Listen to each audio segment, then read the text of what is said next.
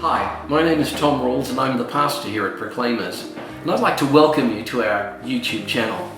Sunday by Sunday we take great delight in sharing what the Bible has to say. The Bible, probably one of the most relevant books in the entire world, with principles that touch every area of our lives. One of the key ingredients to the life of our church and its preaching is the variety of those who actually get up and speak. From myself, with over 40 years of experience, Dr. Phil Temple, who is a psychiatrist, doctor, medical doctor, again with 15 years of experience at preaching. We've just had such a phenomenal blessing by having so many great speakers. We hope you enjoy this particular YouTube video of our latest ministry here at Proclaimers. So thank you again for joining us, and God bless you. Hello. So as you can see, I'm feeling quite festive today. We are officially Christmas time now, right? It's allowed. I haven't actually got my tree up yet, so that's one thing that I have to do this afternoon. But I love Christmas time. I love the atmosphere of this time of year. You know, all the lights that are up in the city. We've got our tunnel, like our world-famous tunnel of light. It's on the news and stuff. I love the music. I've been listening to Bublé all week in my car. I love the food, like anything with fruit, raisins and marzipan in it is good. I love the present shopping. I love just the anticipation of Christmas Day. There is this feeling of good cheer leading up to Christmas. Obviously, it's a far from an easy time for a lot of people. As we have heard this morning already in a very sobering way, that it is a challenging time for a lot of families. But despite that, actually, it can be overall, there is this positivity in the air. People are more jolly. I get patients, they come in that see me every day and they're like, oh, Merry Christmas. Hopefully I won't see you before the end of Christmas. Like, yes, that'll be good. It's the one job. It's the one job where you're allowed to say, I hope I don't see you again, because it would mean that they will, and it's a good thing in the end. Anyway. People are getting excited about their plans for Christmas Day, who they're going to spend Christmas Day with, what they're going to eat, the sides that you're going to have on your turkey, or whether you're going to have turkey at all. Is it going to be a vegan Christmas? No, it could be good. Are you going to do Christmas Day park run? Anyone? Yeah. The Middletons and the Temples have a bit of a Christmas tradition. Shout out to Dave Middleton in Ipswich. We are live streaming to Ipswich. Everyone say hi to Ipswich. So yes, what are your plans for Christmas Day? It's something to get excited about. Then there's the work Christmas parties. Oh, I've got mine coming up this Friday. I'm really excited about it. And there's usually, one or two people who maybe make some slight bad choices at the work Christmas parties, but let's not talk about that. Then there's, the Christmas shopping is probably one of my highlights, because as a shopaholic anyway, I try and restrict myself and keep that kind of addiction at bay most of the year, but I feel like it's legitimized at Christmas time because you're buying stuff for other people, and I love shopping for other people and thinking about what gifts to buy, and it's just exciting. I love it. But the thing I love most about Christmas is actual Christmas Day and Boxing Day, the bank holidays, because I don't have to work. And most people don't have to work, do they? I know healthcare professionals out there, I know you have to work. Believe me, I know all too well about working on Christmas Day. My first 4 years of being a junior doctor, I had the privilege of working Christmas Day. And so shout out to all you healthcare professionals, people, essential care providers who are going to be working over those bank holidays. You are heroes. But there is this feeling of everything just stopping for a few days, isn't there? Busy life just pauses. We prioritize time with our friends and our family. We've got businesses that just shut down usually for maybe even a week over the Christmas period. There's no kind of routine appointments and all those tasks, all those jobs, the things that we feel like we have to do on a daily basis and maybe don't enjoy doing that much. We can legitimately just put it off until after Christmas because it's Christmas. We don't have to. It's this seeming kind of worldwide hiatus, and it's just wonderful. I think one of the reasons we all can love Christmas so much is because it is a time where everyone, or majority of people, rest. It's an international holiday where it's socially acceptable to rest. It's acceptable to spend all day in your pajamas and gorging yourself on After Eight mints as much as you like. It's okay. It's time of rest. You do whatever you like. It's Christmas. And I wonder why it is that we crave rest so much. Why we crave this rest at Christmas time. And I'm sure many of us in the room are probably thinking, it's only 2 more weeks or whatever until the Christmas holidays. All the teachers out there cannot wait. It's that final stretch to the term finishing. And I'm sure that many of you, or all of you in the room who are involved in making our Christmas concert happen, are thinking and feeling like this right now, like just 1 more week to go. Just this next weekend or the weekend afterwards if you're in Ipswich. Because it's the biggest service of the year and so much effort is being put into it, so much time, creativity. It's been planned over the whole of the last year, and in the last few months, so much time, so many evenings of rehearsals, and effort has gone into making this Christmas service, this Christmas weekend, something extra special. I went along to the Christmas rehearsal for the first time last week, and I was blown away by how much has been achieved, what we can expect, how much effort that has gone into planning and making this happen. And I'm sure many of you who are involved are thinking, yes, this is going to be incredible, but man, I cannot wait to rest after it is done. Because, when we are doing so much, when we are achieving so much, even for a great reason like the Christmas concert, we can still grow weary and be desperate for rest. Because we live in a time of burnout, don't we? We see it so much. People giving up on careers. The careers that they may have invested years of time and effort and education into. People having significant periods of time off for stress and stress-related illnesses. Stepping back from responsibilities. And I see it so much in my own profession at a concerning level. And I think this reason for burnout, or part of the reason for burnout, is a lack of rest. Because we can always be on the go. There's always something to do. We operate our day-to-day lives now on a global scale. Global business, global economy. It's not just our own village or our own town or country now. It's something is always happening somewhere around the world, and we know about it. We don't get a natural opportunity to switch off anymore. In our downtime, if we get it from work, we're still busy looking at everything else that's going on around the world. We're constantly connected via our smartphones. Therefore, there's no natural downtime. Back in the old days, when you went to work to do your 9 to 5, you'd leave your home, you'd get to your office, you'd take calls on the landline at your office, and no other method of communication. You open your physical post and process all the letters, and then you'd go home, and that would be it. No emails you have to check late at night just before you fall asleep. No calls you can take in your car on your Bluetooth, hands-free on the way home. No Google Hangouts at all times of the day or night with businesses around the world that you're connecting with. Now we are constantly on the go. Somebody somewhere is working, and we know about it. We have 24-hour news, Twitter feeds, Instagram feeds. We can follow the news and events and people all around the world day and night. And there's always something to be connecting to. There's always something to be missing out on. It's non-stop. No natural rest. And have you noticed as well that when we do have that time to rest, when we do have that downtime, it's maybe not always restful when you actually get it?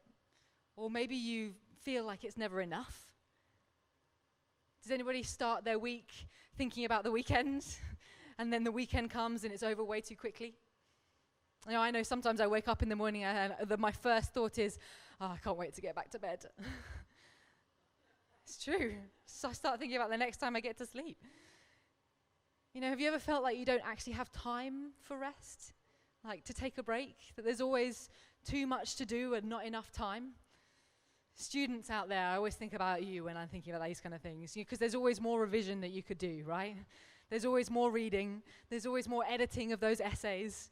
And then you hear about other people who've said they've stayed up all night, like revising or preparing something, and you think, oh gosh, I better do that because so everyone else is. And there's always so much more that we can do.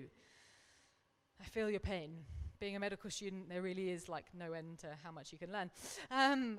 But the thing is, though, rest is so important to our productivity. It's so important to our brain function. And it's so important to our mental well-being. So how do we get that refreshing rest that we so desperately need? And as I said, I think part of the appeal at Christmas is that it is a time of almost institutional rest, after the Christmas concert. We are, for the most part of us, given permission to rest and to switch off. Even if you are working in healthcare, in the hospital on Christmas Day, it's a different vibe. It feels like we do have permission to not be as crazy busy as we normally are. The Bible also gives us great reassurance in the Christmas narrative. If we look at the words spoken about Jesus, who we're obviously celebrating the birth of at this time of year, there's this verse in Isaiah which is amazing where it talks about the birth of Jesus, and I'm going to read it to you and it's going to be up on the screen in Isaiah 9 verse 6 to 7. It says, "For to us a child is born, to us a son is given, and the government will be on his shoulders, and he will be called Wonderful Counselor, Mighty God, Everlasting Father, Prince of Peace. Of the greatness of his government and peace there will be no end. He will reign on David's throne and forever, and over his kingdom, establishing and upholding it with justice and righteousness from that time on and forever." Prince of Peace. That sounds good, right? Peace. That's a description, I think, of a great rest, of restfulness. And I think we can understandably crave that rest and that peace. And actually, the Hebrew translation of that word peace in this context, if I get my words out, that context, it means completeness. That sounds even better, doesn't it? Being in a state where you have all that you need, a state of wholeness and contentment. Now, how do we access this rest, this peace, this completeness? And actually, I wanted to look at a psalm this morning to see if we can find some inspiration about how we can find this real rest, this peace, this completeness in our day-to-day lives, and not just have to wait until Christmas Day to know and experience it. So the Psalms are a collection of hundreds of songs, and a significant proportion of those are written by King David. And I personally have found some verses in Psalm 51, which we're going to look at, really helpful when I've been feeling particularly restless, particularly tired or close to burnout. And I've been praying, at those kind of times I pray these verses, asking God for rest, for peace, for renewal, for refreshing, and I want to share them with you now. So in Psalm 51, verses 10 to 12, it says, "Create in me a pure heart, O God, and renew a steadfast spirit within me. Do not cast me from your presence or take your Holy Spirit from me. Restore to me the joy of your salvation and grant me a willing spirit to sustain me."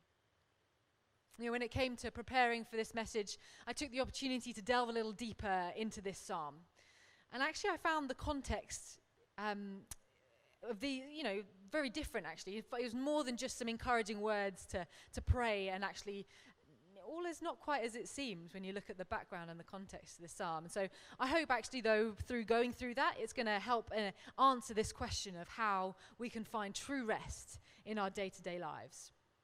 And so the context in which David wrote this psalm is really important, because many of us know David for being the most famous king in the Old Testament. He's the David of David and Goliath fame. He's the David that sits right in the middle of the genealogy of Jesus that we see at the beginning of the Gospels. He's the very King David that's mentioned in that previous passage in Isaiah that we've just read. But David is also known for messing up big time. He ended up having an affair with a married woman called Bathsheba. Not only that, he got her pregnant, and he tried to cover that up, and then he had her husband killed. That's some serious drama, right? He writes this psalm just after the prophet Nathan has called him out on this very sin. Actually, we see this account in 2 Samuel where Nathan basically goes to him and says, "I know what you did. God knows what you did, and you can't cover it up." So the psalm starts with David crying out to God for mercy and forgiveness for all of these terrible things that he's done. Verses 1 to 9 show him confessing and begging for forgiveness. And then we see in verse 10, as we have read, he's asking God to be made new, to be restored, to be refreshed and sustained. Now you may be thinking, okay, Helena, we're talking about rest. I don't know quite where you're going with this. I thought now you're talking about like sin and affairs and murder and lies, and it's kind of taken a different tack than I thought we were heading to here. But no, stick with me, because actually I'm not focusing on the nature of the sin that David committed. I want to think about, how did he end up in this place? You know, how on earth did someone who had it all going for him, with so much success, living out his God-given calling, fall so far like this? You know, it's so out of character. It doesn't just make sense for the man who was called the man after God's own heart to commit such terrible things. You know, he must have been in a bad place in order to commit this sin. To go from the God-anointed king of Israel to a murderer and adulterer, that doesn't just happen in an instant, does it? And I'm sure he didn't wake up one morning and think, oh, you know, things are going really well, I think I'll have an affair. It doesn't just happen like that. There must have been a process leading up to this. And actually, when you look in the account of 2 Samuel to that fateful day of David seeing Bathsheba bathing on the roof, that's a whole nother question. Pastor Tom did a great message about that recently. It's weird. The Old Testament's full of drama. You should read it. It's great. Anyway, we can see that clearly something wasn't right with David when we look at this account. And that's a whole nother message in itself. But essentially, we know that he ended up in a bad place, and we don't know quite why, but it's clear that David was not doing the faithful things that he was in the habit of normally doing. You know, King David was a successful warrior, a talented musician, and was chosen by God to lead a nation, but yet in 2 Samuel we see that he didn't go away to war at the time he normally was supposed to. He wasn't praying in the day and praising God as he usually would, and actually that day he was just laying about in bed all day. Now I know you're thinking maybe again, but Helena, we're talking about rest, and how important rest is, and now you're criticizing David for taking a nap. I'm not criticizing the rest. My point is, he wasn't operating the way God had called him to. Nor was he doing anything to pursue his relationship with God. It seems he probably had drifted from his purpose in God, lost sight of his role, lost sight of meaning. And I think he was spiritually depleted. You know, he was physically resting, yes, but no amount of this rest would have helped him or prevented him from messing up, because his problem was that he was spiritually dormant.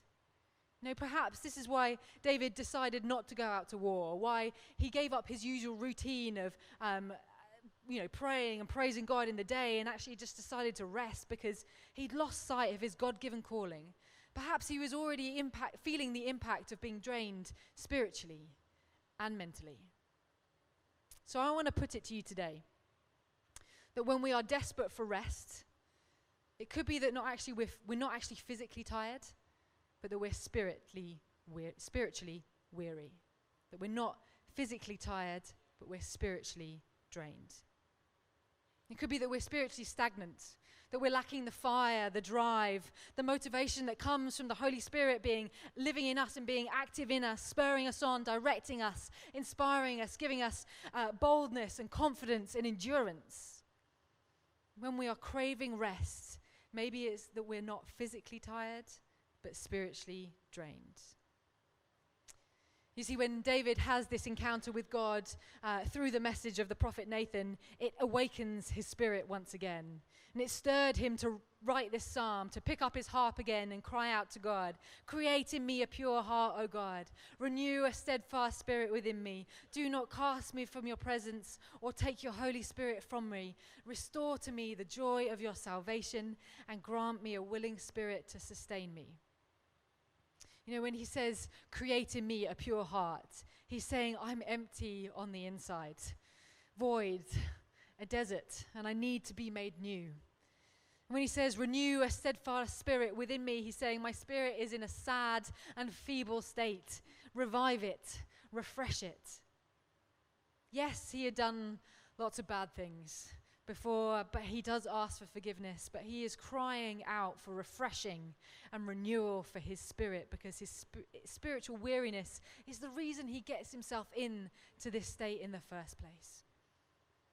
So if the reason we are so desperate for rest, if the reason we are trying to dodge burnout is actually because we are spiritually comatose, spiritually deplete, the only way to find the rest we are craving for is to find it in God. And perhaps in our modern day living, actually it's not that we're too busy that causes us to need rest. It's maybe we're too distracted. Too distracted from our relationship with God. Too distracted from the plan that God has for our lives. Too distracted from pursuing spiritual well-being.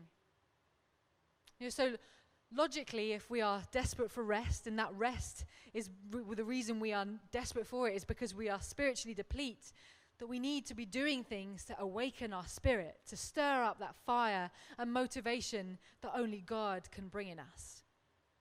Notice David prays, "Create in me a pure heart and renew a steadfast spirit within me." Create and renew. Two things that only God can do. So my first action point for this message is, and the first thing I recommend in answer to this question, how can we find rest, is to prioritize time with God and prioritize time with God daily. When and how much will look different for everyone. And it isn't specifically, what you do to be, whether it's spending time in prayer, whether it's reading the Bible, whether it's journaling. It's not, I don't want to get into the specifics today, but just to the fact that the most important thing is that you do it. Gemma spoke an incredible message on this recently, and I would encourage everyone to go back and listen or re-listen to that again, because it had such a huge impact on me personally. The very next day after her message, I factored in 10 minutes into my morning routine, 10 extra minutes, that all it was, to read a short passage, a verse in the Bible, reflect on it, mull it over, think about what God was saying, ask God for clarity about what he is trying to say, how I can apply it to my life, how I can take it through with me into the rest of my day. And since Gemma spoke that message, I have had probably some of the most stressful and challenging days at work in my career so far, but feel like I've been able to navigate that so much better, with so much more ease, because of those 10 minutes that I spend in the morning with God. So number one, prioritize with time with God. Listen to Gemma's message to get you started, and see how God can bring a new lease of life by renewing and refreshing your spirit. And the second thing I think we can do to help find rest is a really practical thing. And actually it's inspired by the Message version of this Psalm 51 that we've been looking at. And we're going to put it up on the screen. It says, "God, make a fresh start in me. Shape a Genesis week from the chaos of my life.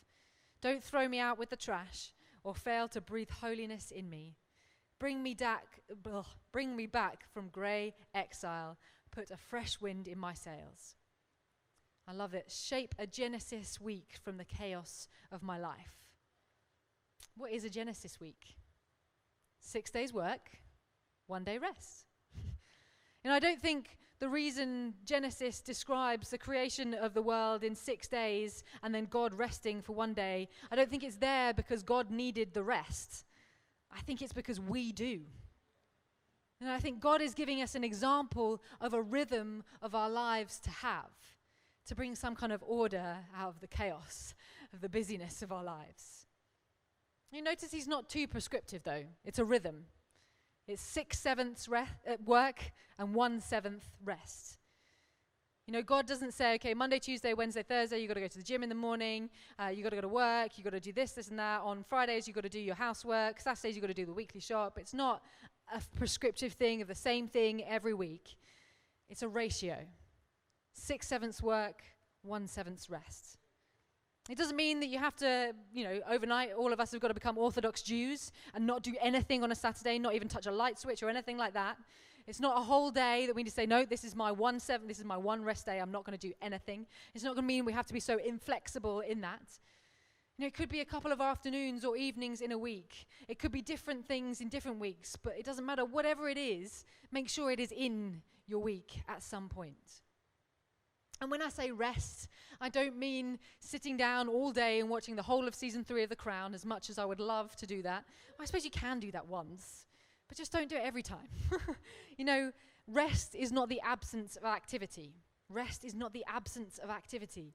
But it's doing something where you can switch off from the busyness of the 6/7 of your week. It's doing something fun. It's going for coffee with friends. It's going for a walk on the beach. It's hanging out with close friends. Anything fun, anything that you will look forward to, anything to give you some rest from the hustle and the bustle of the rest of the week. So thirdly, if we look at the rest of that last verse back in the NIV again, in Psalm 51, it says, "Restore to me the joy of your salvation and grant me a willing spirit to sustain me." You can rest all you like, but if you don't have the joy and the motivation that comes from Jesus, you will always keep craving the rest that will never satisfy. If we are going to work 6 and rest 1, we really need that motivation to work and work hard. We need to be making sure that when we are working hard, those 6/7 of our week, that we're doing something meaningful, that we're doing it with purpose. When I say working, I don't mean a 9-to-5 job necessarily. You might not like your job, but actually you do things outside of that time that has meaning, that has purpose. I don't mean a job just in itself. I mean a calling. Something then that will look different for each and every one of us. For some of us, it might be raising children. For some of us, it might be volunteer work. Some of us, it might be a career, and for others, it might be a mix of all of those things. But it's living life with meaning and purpose and working hard those 6/7 of our week. Because actually, when you're living life with Jesus at the center of everything can have meaning. We all have our individual reasons God has placed us on this earth. We all have our own purpose and our part to play. And we all have something that God has called us to. And this individual calling is part of this bigger purpose that God is bringing us all together in. He has one overall purpose for us all to collectively, and that's to help others discover Jesus and a relationship with him. To help others have what we have, and a life of meaning and purpose, and a relationship with God that goes on into eternity. Restore to me the joy of your salvation and grant me a willing spirit to sustain me. Let's ask God for this. Let's start each day reminding of ourselves of our purpose, of remembering what we were called to, a life of influence that doesn't come without effort, that doesn't come without work. When we work hard at this awesome life God has called us to, we enjoy and appreciate that rest even more. Ultimately, the peace and completeness that we find in Jesus, that rest, is so much better than rest we can find anywhere else. So in a world that's constantly on the go, a world of stress and burnout, in a world that is craving rest, we need to get this message out there. There are people in our world that need to hear this. There are people out there who are struggling with restlessness and a lack of peace, who are desperately trying to find it in so many different ways and different things. But we have the answer. The only way to achieve true rest, peace, completeness, is to find it in Jesus. We have a unique opportunity this coming weekend or the weekend after for those of us in Ipswich to help reach out to people, to invite them to come, to invite them to our Christmas concert, to showcase Jesus, to give them a glimpse of how awesome God is. Let's not keep this a secret. Every service we do here at Proclaimers is a great opportunity to invite people along, but there is no greater opportunity than this coming weekend in Norwich, or next weekend in Norwich, to our Christmas concert. It's the best opportunity we'll have all year because it's Christmas. Everyone wants to come and be festive and hear carols and come to a Christmas concert. So let's be inviting as many people as we can. To sum up, the way that we're going to find rest, to find that peace, that completeness, we need to, 1, prioritize with time with God daily. 2, shape a Genesis week of our lives by working 6 and resting 1. And 3, pursue meaning and motivation which sustains your 6 days, meaning that only comes from a relationship with Jesus. And I think let's go back to that festive verse that we read at the start in Isaiah. To us a child is born, to us a son is given, and the government will be on his shoulders, and he will be called Wonderful Counselor, Mighty God, Everlasting Father, Prince of Peace. Now, Christmas is a time to celebrate the birth of Jesus, the Prince of Peace. Imagine having that peace. The Hebrew word shalom, completeness. Peace that comes from Jesus, that comes from a life lived with him and for him. An inner peace and contentment that you get because you are living a life of meaning and purpose in him that has that rest factored in. Peace that is so evident when you do rest. Peace that is there because the Holy Spirit is active in your life. You know, perhaps if we are well acquainted with this peace, we wouldn't be dragging ourselves along to the final stretch before a holiday. What if in the face of being busy, of a full life, of plenty of responsibility and meaning, we would still feel at peace?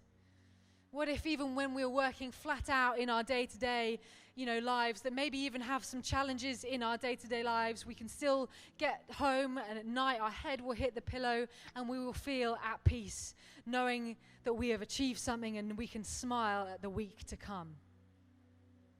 What if when we do have that downtime, we're able to use it as preparation for the week to come rather than recovery from the week we've just had?